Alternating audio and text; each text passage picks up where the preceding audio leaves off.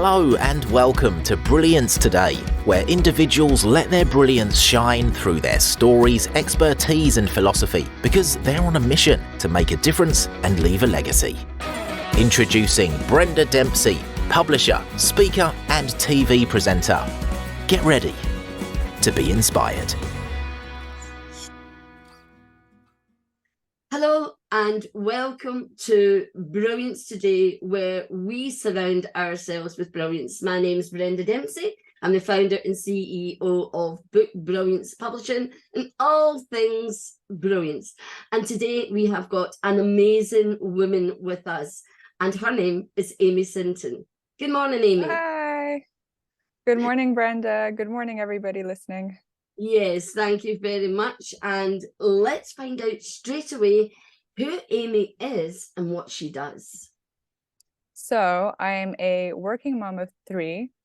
I am based in Warsaw. I'm doing coaching for personal life and for executives and corporations, for people trying to improve their careers.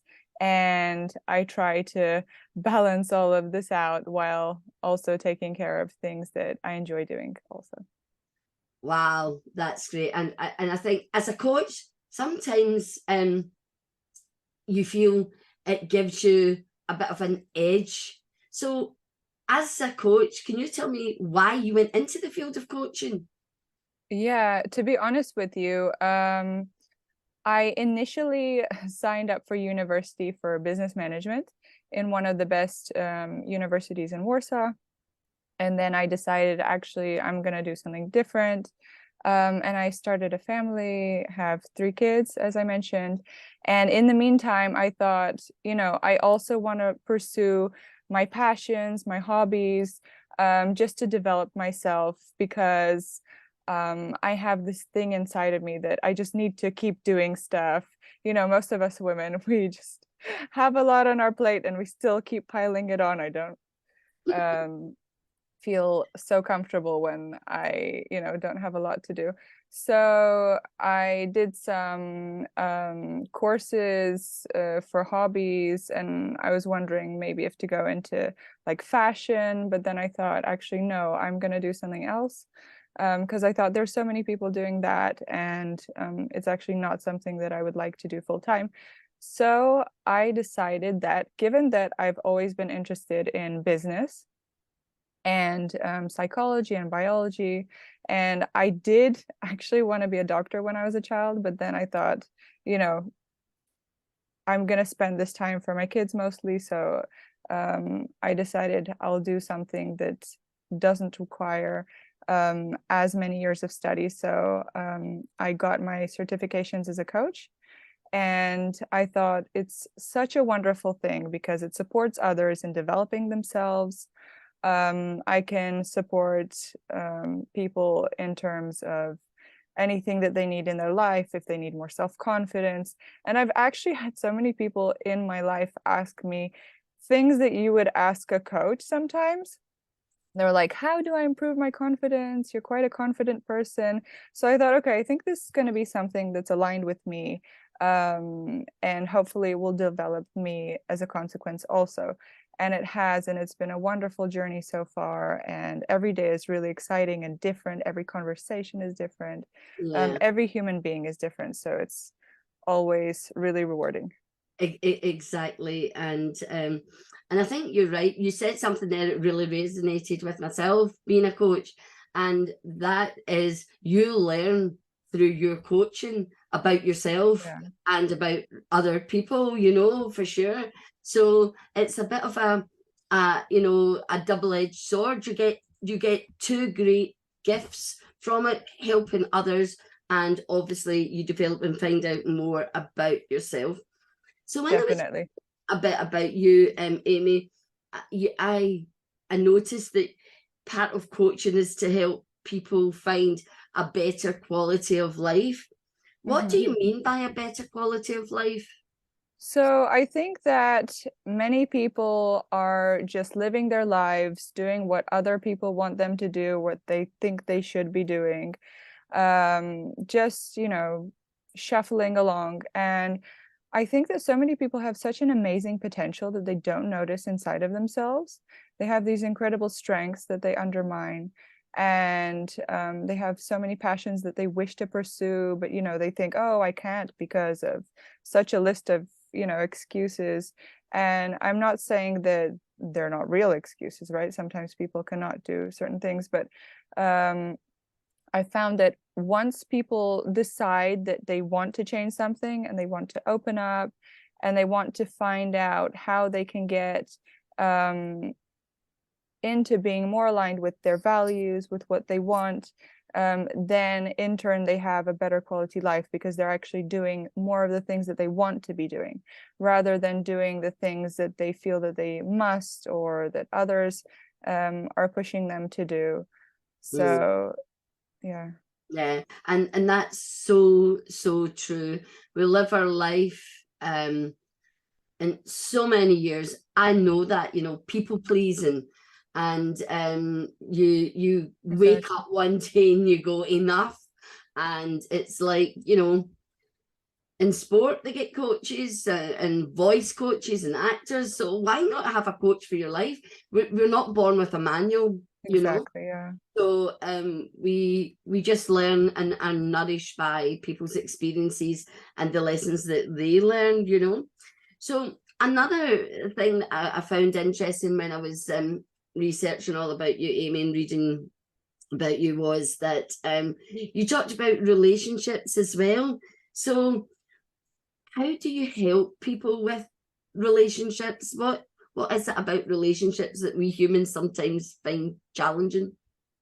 Yeah, so I think that everybody has better and worse relationships with other people and also with themselves. That's first and foremost. And I think that the basis of our relationships with others is first and foremost the relationship that we have with ourselves, how we treat ourselves, how we see ourselves, how we think about ourselves. So that's one thing that we can work on in coaching.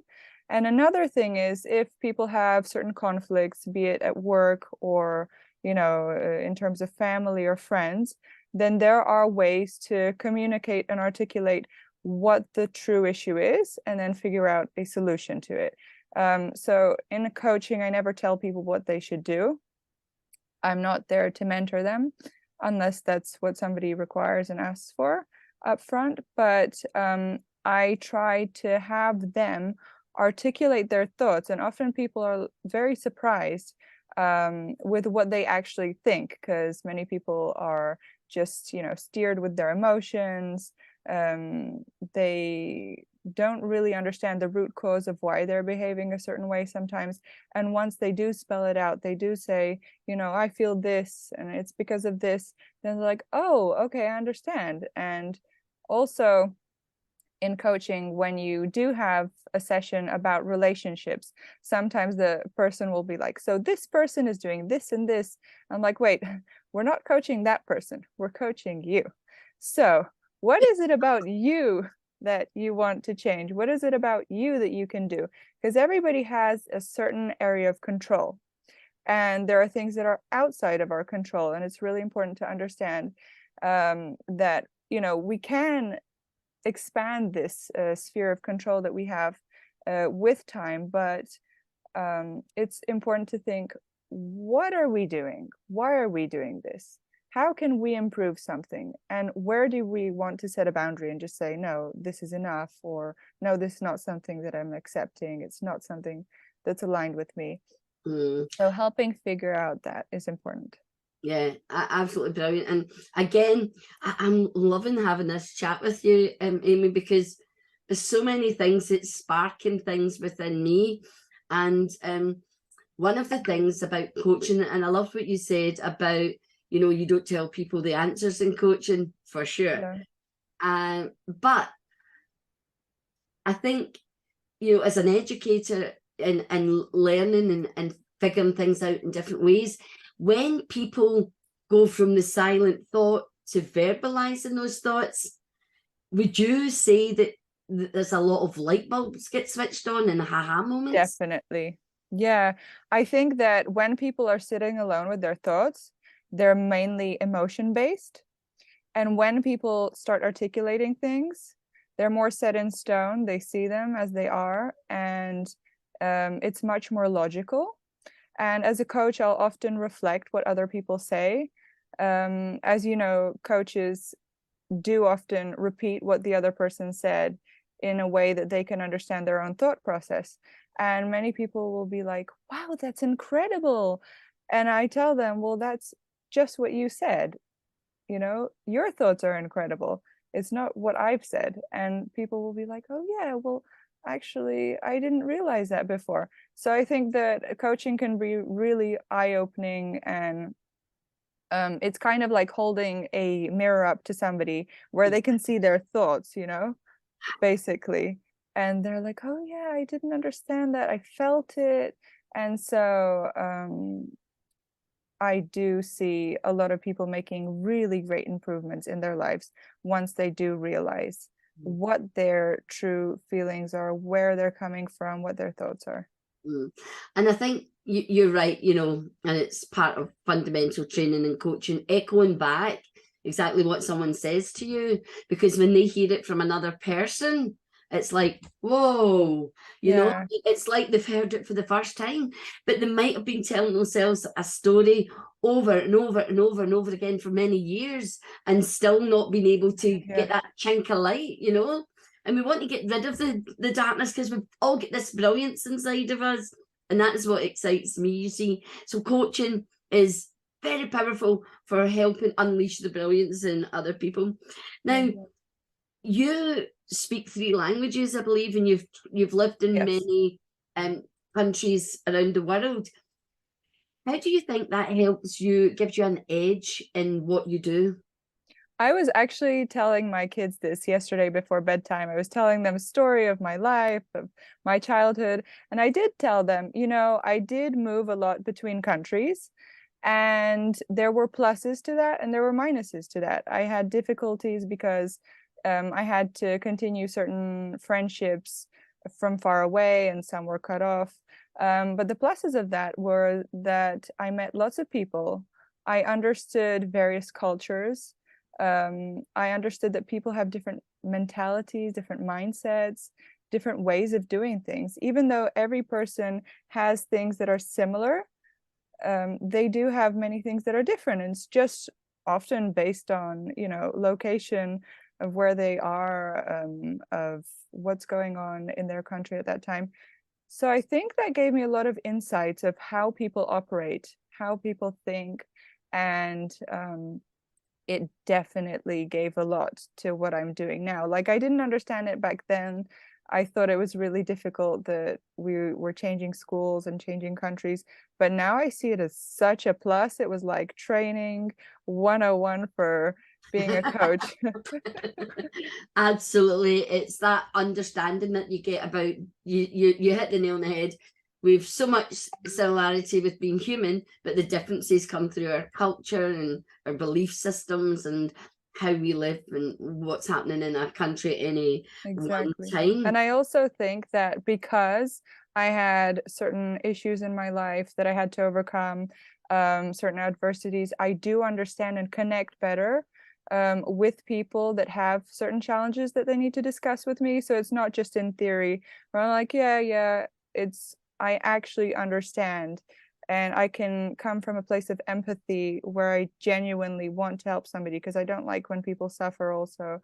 I don't like when people have problems in their lives. I really want for people to have a better quality life.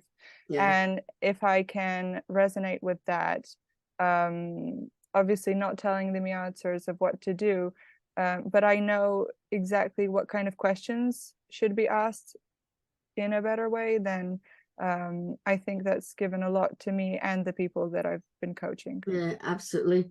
So you're a working mum. Yeah. How do you balance that work-life balance? Because I know you talk about that quite a bit as well. How do we do it, Brenda? Well, I guess I don't know. I had 4 kids, so you just do, don't you? You do it. You know, you multitask. You do it. It's not me. It's answering over to you. Sorry. No, so I honestly think as a coach, I do help people with work-life balance, and I can help people get a better work-life balance, but I don't think anybody has perfect work-life balance. You know, the kids are doing this perfectly, and work is going like this. No, honestly, there are better days, there are worse days. It's basically hustling and bustling Yeah. to get things done. I So love that. everybody's happy, healthy, surviving, you know, thriving. Everything's okay at school. So we have Would you so say, much on our plate. sorry, would you say, sorry, interjecting there, would you say what I've come to the conclusion in life, you know, my insight with my many decades on this planet is everything's a wave and you enjoy it. So you ride the crest of wave when life's brilliant, you know, but you know there's going to be a dip because those waves have got to crash. So as long as the wave's not too high, and when you crash, it doesn't impact you too much, because then you have to rely on your bounce back ability and resilience, which is good because you need the crashes to develop the resilience, you know. But Yeah. yeah, you're right. If, as I say, if we had a balanced life, it's a straight line and we're dead. You know, It so would be boring, I guess, yeah, right? you do need undulations, you know, the little ups, as long as the waves aren't too violent, you know, we want that. If you look at science, the things that come in waves are they're top notch, you know. Yeah, I And definitely do think that it is important to try to keep it, you know, as balanced as possible. But absolutely, also I try to keep myself grounded, and when things are going great, then don't get too overexcited and keep level-headed. Remember that it's great and be grateful for it, but understand that there are people in the world that are not having such great times sometimes, exactly. and that, you know, after a good moment, as you've said, there can be moments of hardship. And just to keep that resilience is what coaching can also help with, and help people, you know, kind of get up from those hard times. Absolutely, you know. So I believe our brilliance comes from the inside out, and the hardest journey is the inner journey in life. It's Yeah. easy to see things on the outside, but you have to go inside. And one of the things for me, I write lots of stories and do lots of books around this, is people's challenge, adversity. I like use the word challenge. But what's been your biggest challenge in life? It's not so much the challenge I'm interested in, and the listeners want to know. It's what were the lessons that you learn when you're challenged? That's what's important. So if you'd like to share just a little bit about a challenge that you've experienced and what lessons you learned from it, that would be wonderful, Amy. Sure. Yeah. I think that what I've learned in the journey of life so far are many lessons, but something that I would really like to share is there is so much pressure put on us, human beings generally, but even more so as women, and even more so when we have children. And if we only conform to what others want for us to do, we are going to get upset and sad, and we're just going to be doing exactly what you said, strictly people pleasing. Sorry. And I don't think that leads to a place where we are doing our best for ourselves and for our families and for our work. I think it's important to do things for others for sure. Like, my first priority are my children. My first priority is that, you know, happy home. I also think it's very important to work. And I think just understanding what you want as a person, what you want in your life, what you want your goals to be, and understanding why those are important to you is very eye-opening. And then you can kind of set this A line to how you want to live your life and where you want to get, and what kind of goals you want to achieve. And it can be big things, it can be big ambitions that you have, and it can be small things. It can be like, you know what, okay, I am going to be in this time where I'm taking care of the kids and everything, but I'm going to say, okay, every Wednesday I go out with my friends for coffee, and that's going to make me a happier person. It's going to help me clear my head. It's going to help me be a better mom for my kids. Or if you want to, you know, sign up for university or a course, and develop yourself when your kids are at school, and that's going to make you happy, then go for it. I think just understanding what you wanted as a person is so important. And do also understand that some people will have your best interest in mind, and it is important to listen to constructive criticism and the people that are truly your friends and that want the best for you. But understand that also there's many people that want you to do something just because it's very comfortable for them. And differentiating those kind of things is so important. Understanding where somebody is coming from.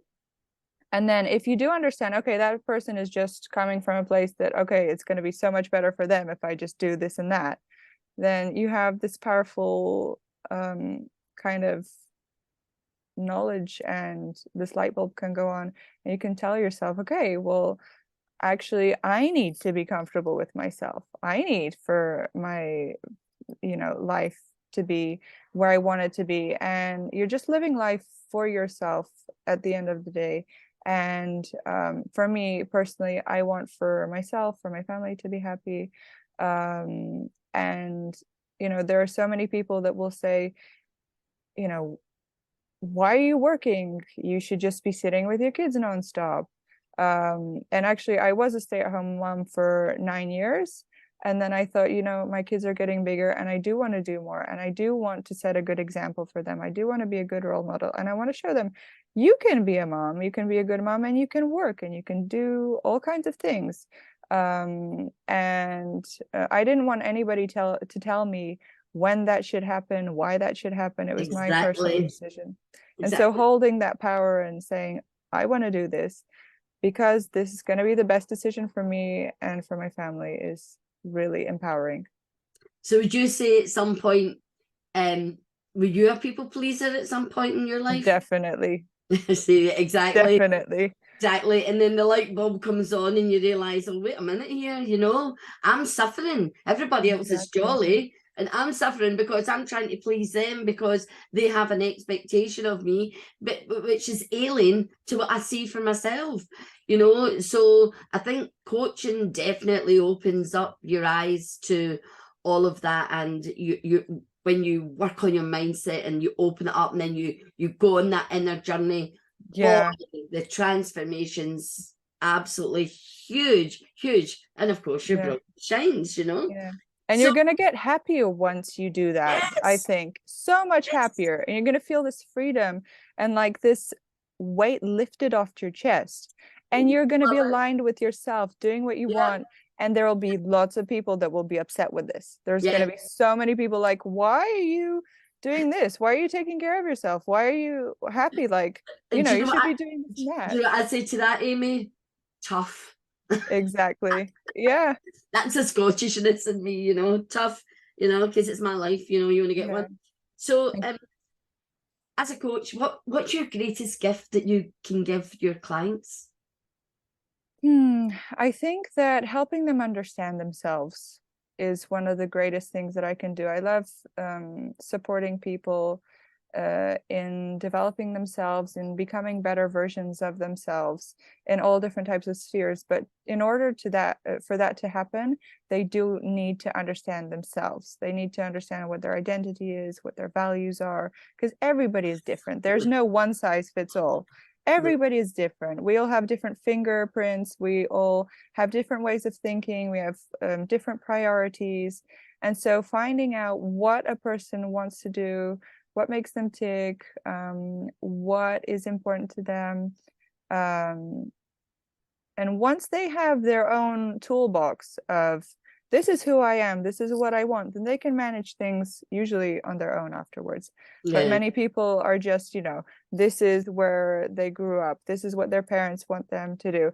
This is what their friends are like. And then they think, okay, that's me. And actually, no, like maybe part of that is you and your experiences do build you, but you're so much more than that. You have your own passions, you have your own ways of thinking, your own interests. And once you do find out that it's actually way more complex and you're so much more and you can do so much more, you can really maximize your potential in both your personal life and your professional life, and you can get to a place of much more abundance and happiness. Absolutely. And that's where we want to be. Happiness breeds more happiness. You know, Yeah. how do you get happy? Well, be happy. Choose happiness is what I say.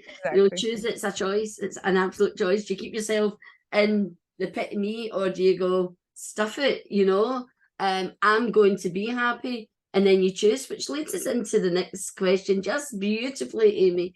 And that is, what do you do to recharge your batteries? What do you do to energize yourself? Well, actually, I'll be honest with you. Sometimes I don't have enough time for that. At the end of the day, I just lie down in my bed. I'm like, oh my Well, there you goodness. go. You're I'm so recharged. happy I got through this today. And so sometimes it's just simply lying down and taking a few minutes to just like meditate and think what's been going through the day, what the next things to do are, and just to think of, am I feeling okay?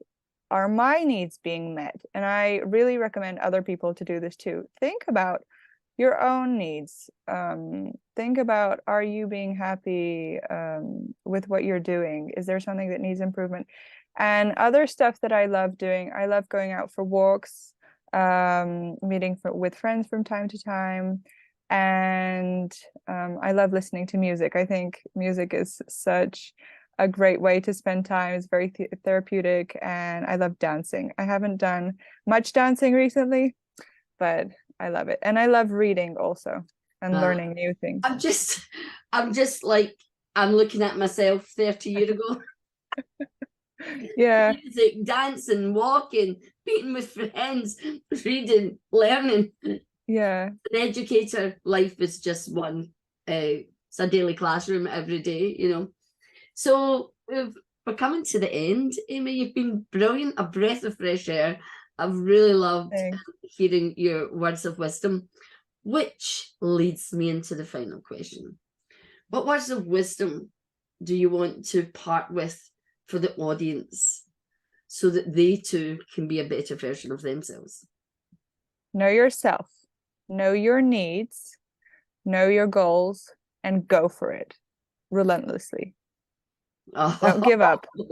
I love it. The keep going. Yeah, absolutely.